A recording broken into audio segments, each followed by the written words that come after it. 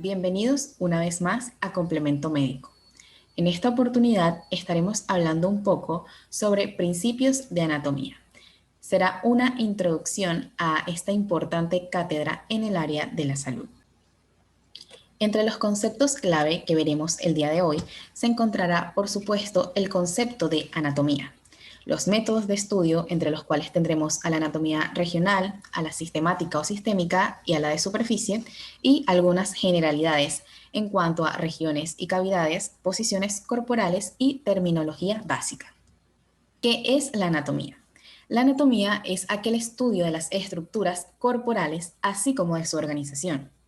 En la anatomía que estudiaremos en el área de la salud, nos centraremos en la anatomía macroscópica, es decir, en el estudio o inspección de las estructuras que se alcanzan a ver con el ojo humano, sin uso de instrumentos de aumento, como podría ser en el caso de la anatomía microscópica o, por ejemplo, de otros estudios u otras ciencias como la histología o la embriología.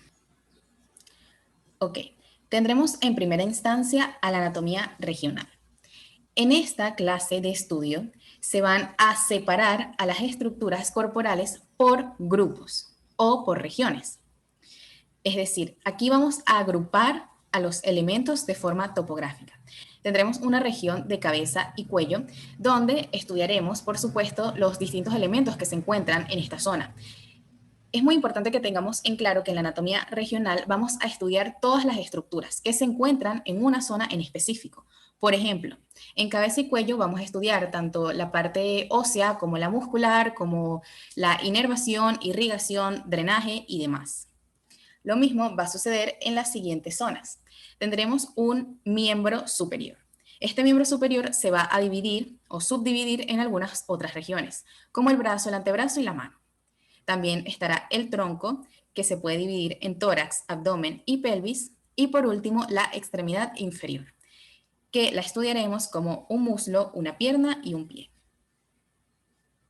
En la anatomía sistémica o anatomía descriptiva, tendremos que dejar en claro primero qué es un sistema y cuáles de ellos existen.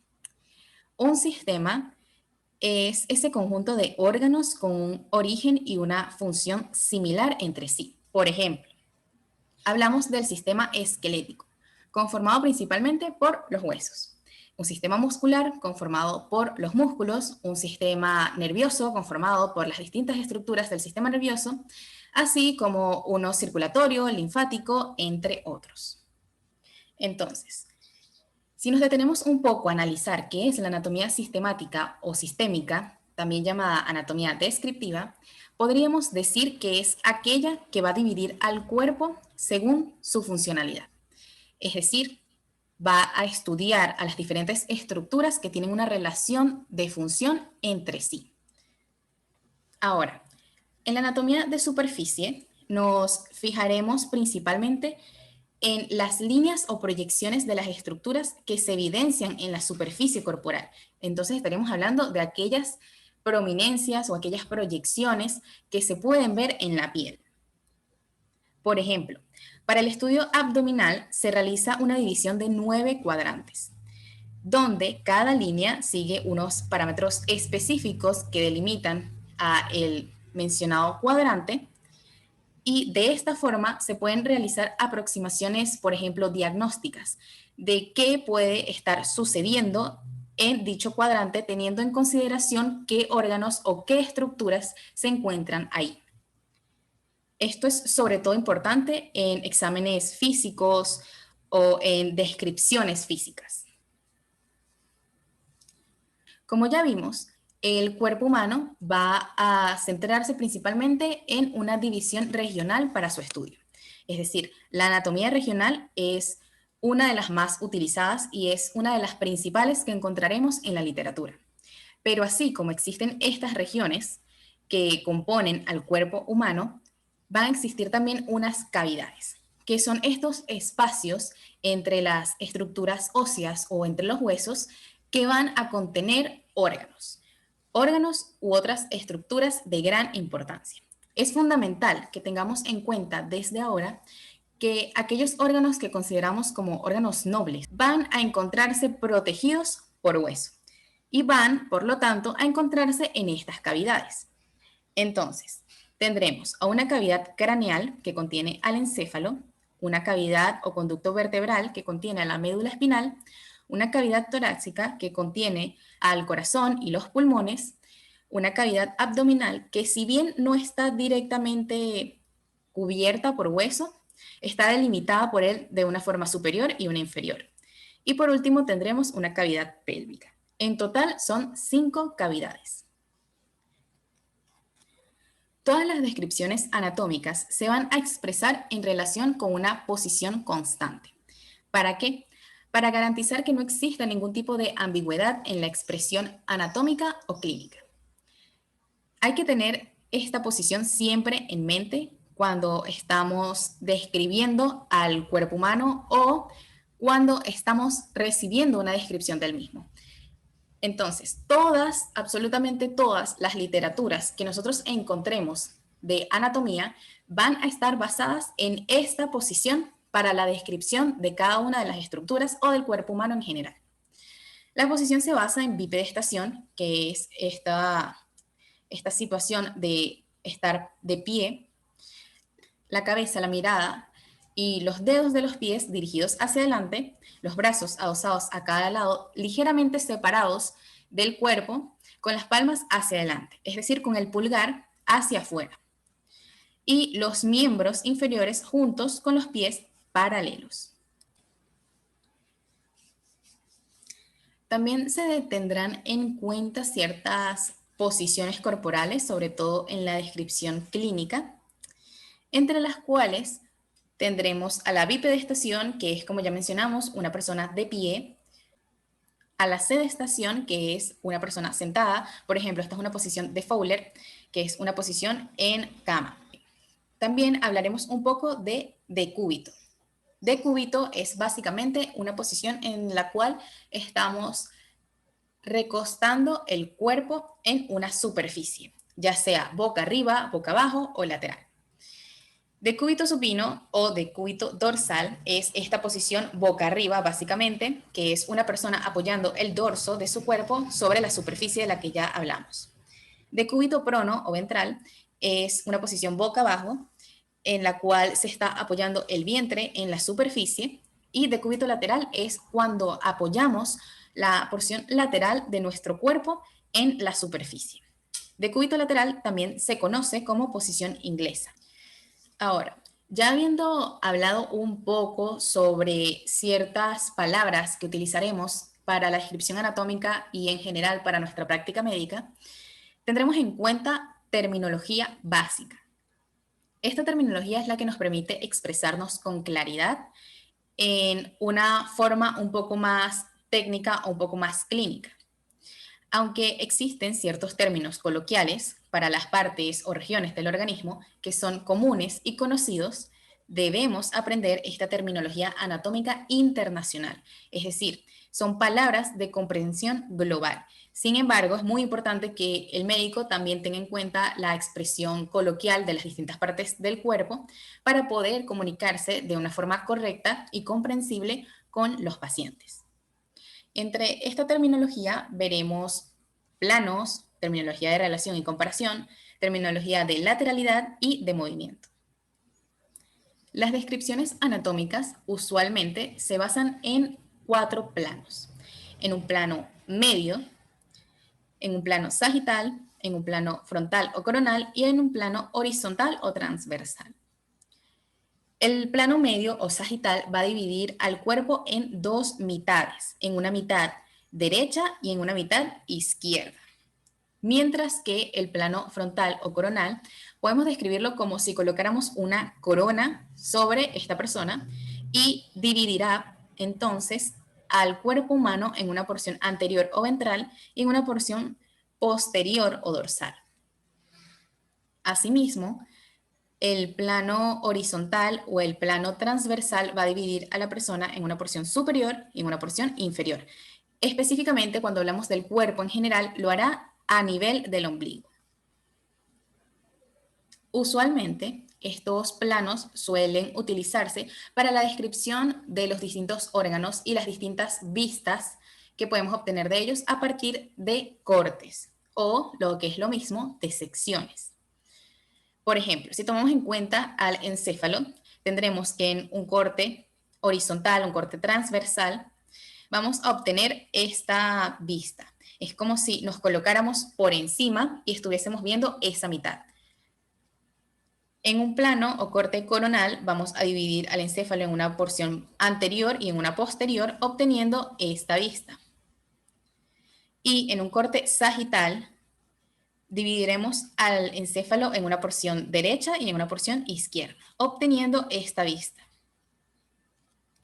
Este tipo de estudio o de parámetro también es muy importante durante la obtención de imágenes, sobre todo en un aspecto clínico. En la terminología de relación y comparación vamos a estar hablando de estructuras que se pueden comparar, es decir, se comparan las situaciones topográficas de cada una.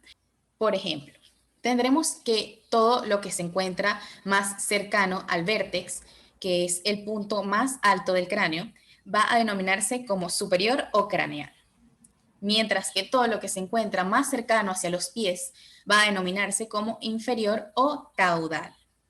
Ahora bien, cuando nos referimos a la parte anterior del cuerpo, a esta parte delantera, estamos haciendo referencia a una porción ventral o anterior del cuerpo.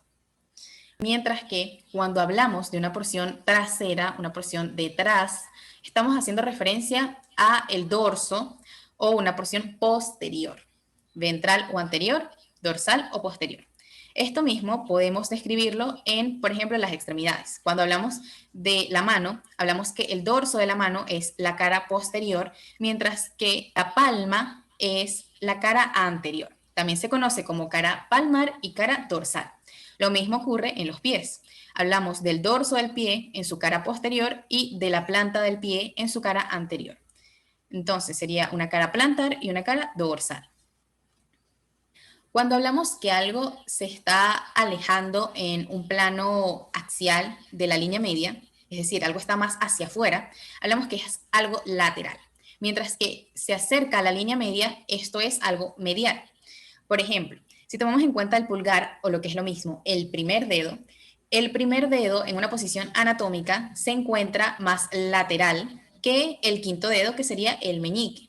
El meñique es medial, es el dedo más medial de la mano, mientras que el pulgar es el dedo más lateral de la misma. Ahora, cuando queremos describir que una estructura se encuentra de una forma más interna en el cuerpo, estamos hablando que es algo profundo, mientras que algo superficial es algo que está más próximo a la superficie, está más próximo a una porción externa del cuerpo. Ahora, si hablamos en una terminología de proximidad, podríamos decir que todo lo que se acerca a una línea media, un punto medio, un punto en común, es proximal, mientras que todo lo que se aleja de él es distal. Ahora, en la terminología de lateralidad estaremos comparando las situaciones de cada lado del cuerpo. Por ejemplo, si un órgano se encuentra solo de un lado del cuerpo, hablamos que este órgano es unilateral. En el caso del hígado, el hígado se encuentra del lado derecho del cuerpo, por lo tanto es unilateral. Mientras que cuando son órganos pares, suelen encontrarse en ambos lados del cuerpo. Aquí hablamos de bilateral. Cuando queremos describir que algo sucede en un solo lado del cuerpo, estamos comparando dos situaciones de un solo lado del cuerpo, nos referimos a que es una situación ipsilateral o es una situación homolateral. Cuando hablamos de que algo ocurre de forma diferente en cada lado del cuerpo, hablamos de que es contralateral.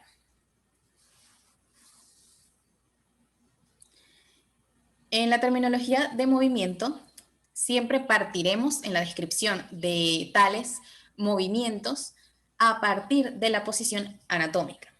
Tendremos, por ejemplo, flexión y extensión, pronosupinación, abducción y aducción.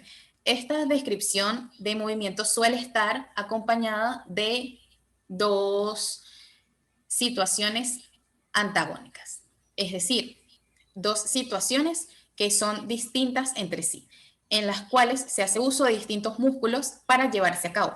Por ejemplo, si hablamos de flexión y extensión, hablamos de que la flexión es este movimiento de aproximación de dos estructuras. Por ejemplo, en la flexión de la rodilla, hablamos de que se aproximan el esqueleto del muslo y el esqueleto de la pierna. Se acerca ese ángulo. El ángulo es más pequeño en la flexión, mientras que en la extensión el ángulo es aumentado, es mayor. Vemos que entonces son dos movimientos antagónicos, son dos movimientos que, si bien tratan del mismo grupo corporal o del mismo grupo muscular, son distintos.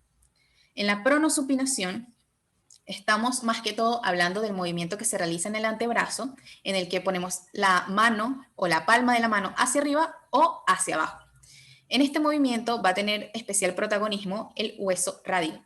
El hueso radio se encuentra en una porción lateral del antebrazo, es decir, está más hacia afuera. Cuando hacemos el movimiento de pronación, el radio va a girar medialmente, lo que va a hacer que coloquemos el dorso hacia anterior y la palma hacia posterior. Mientras que cuando realizamos el movimiento de supinación vamos a realizar totalmente lo contrario. Vamos a rotar el radio hacia el lateral, hacia una posición anatómica con el pulgar hacia afuera, dejando la palma de la mano hacia el frente o hacia anterior y el dorso hacia posterior. Cuando hablamos de un movimiento de abducción y aducción, nos referimos a un movimiento de abducción cuando se separa un miembro del cuerpo y aducción cuando éste se aproxima al cuerpo. Este movimiento lo observamos, por ejemplo, en el brazo. Abducción, alejar, y aducción, acercar. Lo mismo ocurre en la pierna. Abducción, aleja, aducción, acerca. Aquí también hablamos un poco del movimiento de rotación. El movimiento de rotación suele ocurrir sobre todo en ciertas articulaciones que permiten este movimiento. Por ejemplo, la articulación del hombro, que permite rotar el hombro hacia afuera, hacia externo y hacia adentro o hacia interno. Lo mismo que sería una rotación lateral y una rotación medial. Mientras que en el esqueleto de la pierna, en la articulación de la cadera, también se nos va a permitir este movimiento de rotación externa y de rotación interna. El movimiento de circunducción es un movimiento combinado. Aquí vemos abducción, aducción, flexión y extensión. Hay ciertos movimientos específicos para algunas regiones corporales, por ejemplo, el de eversión e inversión, que suele llevarse a cabo en el pie. En el movimiento de inversión estamos moviendo o estamos haciendo una aproximación de la planta del pie hacia medial. Mientras que la eversión es el movimiento de esta planta del pie hacia lateral. También habrá un movimiento de elevación y descenso. De elevación es cuando se aproxima hacia arriba una región y descenso cuando ésta se aleja, va hacia abajo. Respecto a la porción escapular, veremos movimientos de protracción y retracción. Protracción es hacia adelante, protruye, va hacia adelante, hacia afuera, mientras que retracción retrae, va hacia atrás. Algo similar ocurre en la mandíbula. Hablando entonces de protrusión y retrusión. Protrusión hacia afuera y retrusión hacia adentro. Para la descripción del cuerpo, vamos a utilizar ciertas agrupaciones de aparatos y sistemas. Es muy común que tengamos una confusión entre ambos términos. Sin embargo, sí hay algunas diferencias entre ellos. Por ejemplo, cuando tenemos un conjunto de órganos con una misma función, vamos a hablar de un sistema. Por ejemplo, cuando tenemos las estructuras óseas, a los huesos, un conjunto de huesos, el conjunto de huesos va a conformar el sistema esquelético. Mientras que cuando hablamos de un conjunto muscular, un conjunto de estas estructuras conformadas por miocitos, estamos hablando de un sistema muscular. Cuando ambos sistemas que no importa su composición a nivel de órganos, sino que importa más su función, cuando tenemos sistemas que tienen funciones en común, vamos a conformar un aparato. Es decir, un aparato es un conjunto de sistemas, un sistema es un conjunto de órganos. Veamos este ejemplo. Es lo mismo que mencionamos hace un momento. Está este conjunto de huesos y el conjunto muscular. Conformamos entonces un sistema esquelético y un sistema muscular. Ambos se encargan de la locomoción. Entonces conforman el aparato de locomoción o aparato locomotor. Los distintos aparatos se van a integrar en tres grandes grupos. El aparato de relación, que se compone por el aparato de locomoción o locomotor, que es básicamente huesos, músculo y articulaciones, el aparato nervioso y el sensorial. El aparato de nutrición será compuesto por el aparato circulatorio, el digestivo, el respiratorio y el urinario, aquellos cuya finalidad va a ser la nutrición de alguna forma del cuerpo. El aparato de reproducción estará conformado por el aparato genital masculino y el genital femenino. Entonces, hay tres grandes aparatos: relación, nutrición y reproducción. Finalmente, los sistemas, que hablamos que son este conjunto de órganos que tienen cierta morfología similar y una función en común, van a ser muchos más que los aparatos. ¿Por qué? Porque los sistemas son un poco más específicos.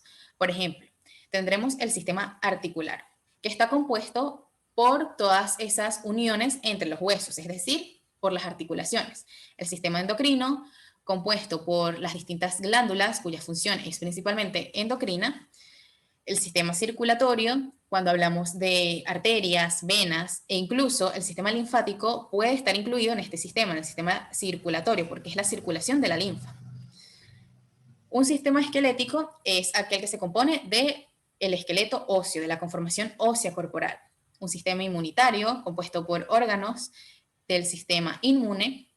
El sistema linfático, como ya vimos, sería el drenaje linfático. El sistema muscular, compuesto por los músculos o estas estructuras compuestas por miocitos. El sistema nervioso, compuesto por los distintos nervios y demás estructuras. Y el sistema tegumentario, que vendría a ser principalmente el órgano que nos recubre o la piel. De bibliografía utilizamos Anatomía Humana de la Target, Anatomía Humana con Orientación Clínica de Moore, el Atlas de Anatomía Humana de Netter y Anatomía Humana Descriptiva, Topográfica y Funcional de Rubier. Muchas gracias.